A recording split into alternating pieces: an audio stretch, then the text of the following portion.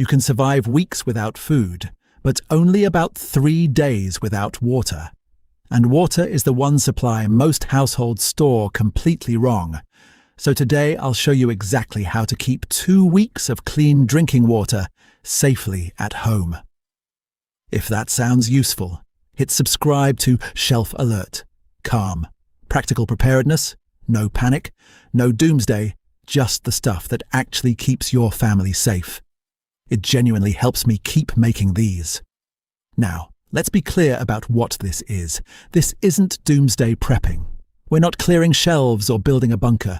We're building a sensible 2-week reserve using space you already have and gear you already own. Being ready isn't an alarm. It's just common sense, done a little at a time. So let's start with the part everyone gets wrong. The math. It's simpler than you think. The standard planning figure is 1 gallon, about 4 litres per person per day. Picture a single water jug sitting on your kitchen counter. That's 1 person, 1 day. Roughly half of it is for drinking. The other half is for cooking and basic hygiene, like brushing your teeth or a quick wash. Pause for a second and count the people under your roof. That number, times 14, is your target. That's it. That's your whole reserve in one small calculation. So for a family of 4, over 2 weeks, you're looking at 56 gallons. Now, I know, 56 gallons sounds like a lot. Maybe you just pictured your kitchen buried under plastic. Don't panic at that number. Nobody buys 56 gallons in one afternoon, and honestly, please don't try. We build it step by step. A little each shopping trip, and within a month, it's quietly done. Okay, so where does all that water actually go? Let's talk containers, because the right one matters more than most folks realize. I'll rank them for you. At the top, food-grade jugs made from HDPE plastic, stamped with the little recycling number 2 on the bottom. That number 2 is your friend. It's a tough, safe plastic, built to hold what you drink. Go check your recycling bin right now. If a jug is stamped with a number 2 inside that little triangle, that's exactly the plastic you want. Next up, and my favourite for most homes, sturdy 5 to 7 gallon stackable water carriers. You've seen them, those blue jugs in the camping aisle at Walmart. They stack neatly, they've got a handle, and one person can still lift them without wrecking their back. A shelf of those in a closet, and you're a long way toward your target.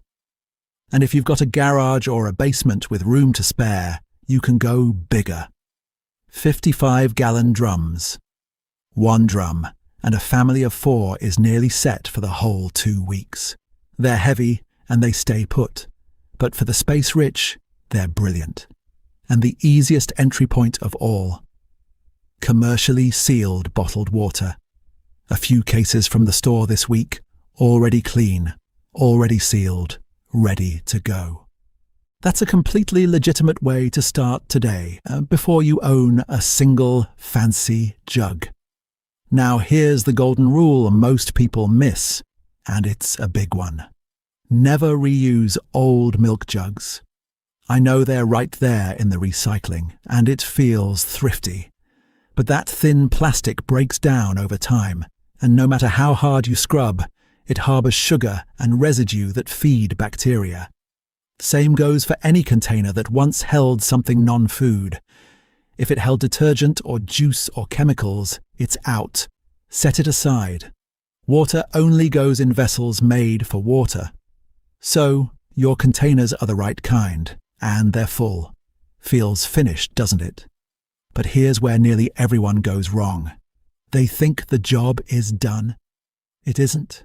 Whether that water is still safe to drink in 6 months comes down to 2 things they never do. Treating it right, and storing it in the one place plastic quietly betrays you. Treating it right, and storing it in the one place plastic quietly betrays you. Those are the two things that decide whether your full containers are still safe in 6 months. Let's take them one at a time, starting with treatment. Here's the good news, and it's better news than most people expect. If your water is coming from a normal treated tap, from a regular municipal supply, you can breathe easy here. You're already most of the way there. That water has already been treated at the plant. You can pour it into a clean food-grade container, seal it, and store it as is. No extra chemistry, no fuss. For most of you watching, that's the whole treatment step. Done. Now, if your source is a little uncertain, well, water, a supply you're just not sure about, or you simply want a bit of extra insurance, there's a simple, widely cited method folks have used for years. You add a few drops of plain, unscented household bleach per gallon. Give it a good stir, seal it, and let it stand for about half an hour before you store it. Plain and unscented is the part that matters. No lemon scent, no splash-free, nothing with additives. And to be clear, this is general storage guidance, not medical advice. If in doubt, follow the guidance from your local water authority. So that's treatment. Easier than the fear made it sound, right? Now comes the part that quietly ruins more reserves than bad water ever does. Storage. Water doesn't like heat, and it doesn't like light. Both of them age it, feed anything that might grow, and break down the container over time. So the rule is short and easy to remember. Cool, dark, away from direct sunlight. A basement, a closet floor, the back of a cupboard, a shaded corner of the garage. Somewhere the temperature stays steady and the sun never touches it. And here's the one that catches people out, the way plastic betrays you. Those food-grade containers, the ones stamped with the little recycling too, they're wonderful. But plastic breathes. It can absorb strong odors right through the wall of the container, and once it does, that smell ends up in your drinking water.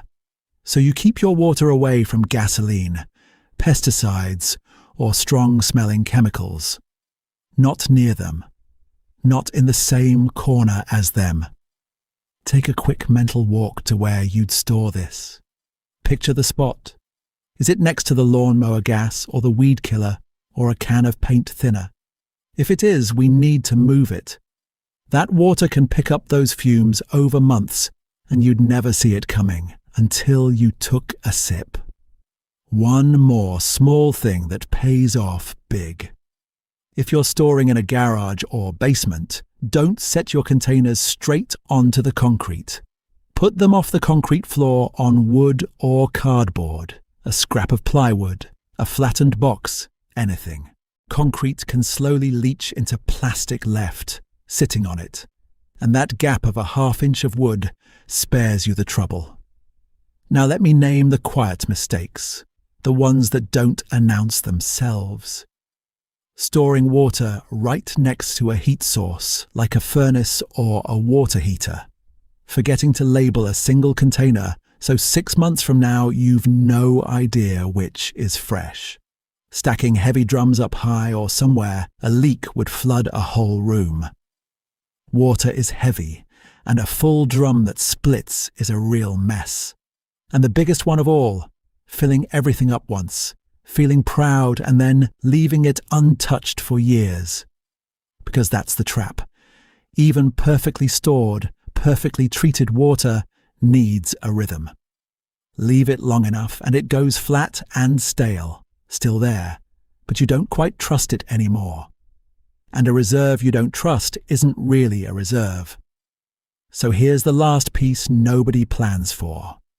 That stale, forgotten water is a reserve you won't trust when it matters. The fix is one calm habit tied to something you already do twice a year. And once you know it, you'll never have to think about your water supply again. Here's how you fix it, and it costs you nothing but a marker and a little rhythm. Every container you fill gets one thing written on it: the date. Mark each container with the fill date, right on the side where you'll see it. That single line of ink is what turns a mystery jug into a supply you trust. Then you rotate every 6 months. That's the whole system. Twice a year, you empty the old water, refill with fresh, and relabel. No app, no spreadsheet, no reminder buzzing on your phone. And because 6 months is exactly the kind of thing a busy household forgets, you tie it to something you already do. Tie it to the clocks changing in spring and autumn. When you walk around the house nudging clocks forward or back, you walk past your water and you swap it too. Change the clocks, change the water. Say it with me so it sticks. Change the clocks, change the water. See it. You set the clock forward on a Sunday morning, and while you're up, you carry the old jugs outside and pour old water onto the garden. Nothing wasted. Your tomatoes get a drink, your reserve gets refreshed, and you write a new date on the label. 2 minutes per container, twice a year. That's the entire maintenance plan for water you'll actually rely on. Now, I know what some of you are thinking. All of this is easy if you've got a garage or a basement. But what about a small apartment or a family home where every closet is already stuffed? Good news. Water is patient, and it fits into space you're not even using. Look low and look flat. Slim, low-profile containers slide right behind the sofa where nobody ever looks. They go under the beds, lying flat in the dead space between the frame and the floor. Closet floors take a stack easily.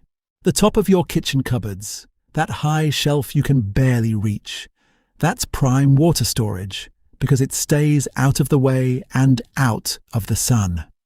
And here's a clever one. Cases of commercially sealed bottled water make excellent furniture risers. Slide a couple of cases under each corner of a bed frame, and you've lifted the bed, added storage underneath, and hidden 2 weeks of drinking water in plain sight. It's reserve you sleep on top of and never trip over.